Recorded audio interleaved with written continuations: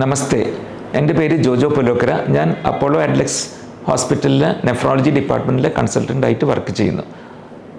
ഇന്ന് ഞാൻ ഉയർന്ന രക്തസമ്മർദ്ദം അല്ലെങ്കിൽ ഹൈപ്പർ ടെൻഷനെ പറ്റി കുറച്ച് വാക്കുകൾ പറയാൻ ആണ് ഉദ്ദേശിക്കുന്നത്. നമ്മുടെ ലോകത്തിലെ 30 തൊട്ട് 80 വയസ്സുള്ള മുതിർന്ന പൗരന്മാരിൽ ഏതാണ്ട് 1.36 ബില്യൺ ആൾക്കാർക്ക് ഹൈപ്പർ ടെൻഷൻ കണ്ടുവരുന്നതാണ്. ഇതൊരു വലിയൊരു സംഖ്യയാണ്. ഇതിൽ നിന്ന് ഏതാണ്ട് 50% ആൾക്കാരിൽ മുകളിൽ അതിൻ്റെ കറക്റ്റ് ചികിത്സയോ അതിൻ്റെ കൺട്രോളോ ഇവർക്ക് കിട്ടുന്നത് ഇല്ല. ഏതാണ്ട് അഡൽട്ട് പോപ്പുലേഷനിൽ ഏതാണ്ട് 17% മുകളിൽ കിഡ്നി ഡിസീസ് കണ്ടുവരുന്നുണ്ട്. എത്ര ശതമാനം ആൾക്കാരിൽ ഈ ഹൈപ്പർ ടെൻഷൻ കിഡ്നി ഡിസീസിൻ്റെ കോംപ്ലിക്കേഷനായിട്ട് മാറുന്നതാണ്? ഏതാണ്ട് 17% ആൾക്കാരിൽ ഈ ഹൈപ്പർ ടെൻഷനുള്ള ആൾക്കാരിൽ കിഡ്നി ഡിസീസ് ഫ്യൂച്ചറിൽ ഡെവലപ്പ് ചെയ്യാനുള്ള ചാൻസ് ഉണ്ട്. നമുക്കൊരു കാര്യം മനസ്സിലാക്കണം, ഉയർന്ന രക്തസമ്മർദ്ദം ഉള്ള ആളുകൾക്ക് ഭൂരിഭാഗം ആൾക്കാർക്ക് രോഗലക്ഷണങ്ങളൊന്നും കാണുന്നതല്ല. അപ്പോൾ അത് കാരണമാണ് നമ്മുടെ ബ്ലഡ് പ്രഷർ ഫ്രീക്വൻ്റായിട്ട് നമ്മൾ മെഷർ ചെയ്യേണ്ട ഒരു കാര്യമുണ്ട്. ആർക്കാണ് നമുക്ക് ഹൈപ്പർ ടെൻഷൻ എന്ന് പറയുന്നത്? ഹൈപ്പർ ടെൻഷൻ എന്ന് പറഞ്ഞാൽ 140-90 അതിൻ്റെ മേലെയാണ് നമ്മൾ കറക്റ്റ് ഇപ്പോൾ ഹൈപ്പർ ടെൻഷൻ ഉണ്ടെന്ന് സ്ഥിരീകരിക്കേണ്ടത്. ആർക്കൊക്കെയാണ് നമുക്ക് ഹൈപ്പർ ടെൻഷൻ്റെ റിസ്ക് കൂടുതലുള്ളത്?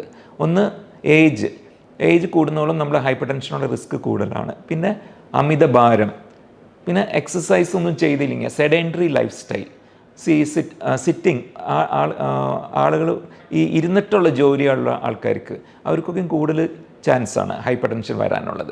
ഇനി പിന്നെ ജങ്ക് ഫുഡ് യൂസ് ചെയ്യുന്നത്, കൂടുതൽ കോള ഡ്രിങ്ക്സ്, ഉപ്പ് അമിതമായിട്ട് യൂസ് ചെയ്താൽ ഇവർക്കൊക്കെയും ഹൈപ്പർ ടെൻഷൻ വരാനുള്ള ചാൻസ് ആണ്. എന്താണ് രോഗലക്ഷണങ്ങൾ?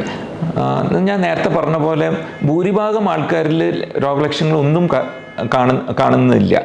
നമ്മൾ ബ്ലഡ് പ്രഷർ മെഷർ ചെയ്താലാണ് നമുക്ക് ഹൈപ്പർ ടെൻഷൻ ഡയഗ്നോസ് ചെയ്യാൻ പറ്റുള്ളൂ.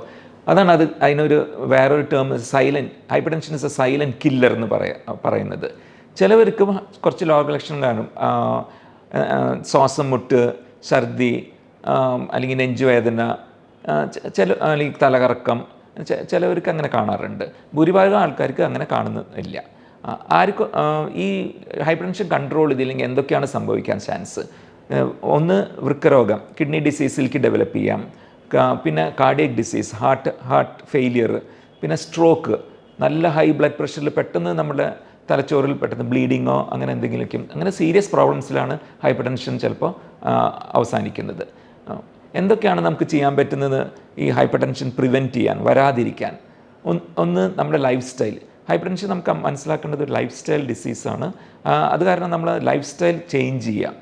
നമ്മൾ വെയിറ്റ് കൂടുതലാണെങ്കിൽ വെയിറ്റ് കുറയ്ക്കാൻ നോക്കുക. റെഗുലർ എക്സസൈസ്, അത് വളരെ ഇമ്പോർട്ടൻ്റ് ആണ്.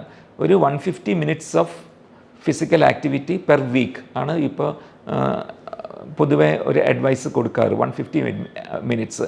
അതിലൊരു ശതമാനം അതൊരു കുറച്ച് ഇൻറ്റൻസീവ് ഫിസിക്കൽ ആക്ടിവിറ്റി ആയിരിക്കണം. നമ്മുടെ ഹെൽത്തിനനുസരിച്ച് നമുക്ക് കുറച്ച് ഇൻറ്റൻസിറ്റി കൂട്ടാം.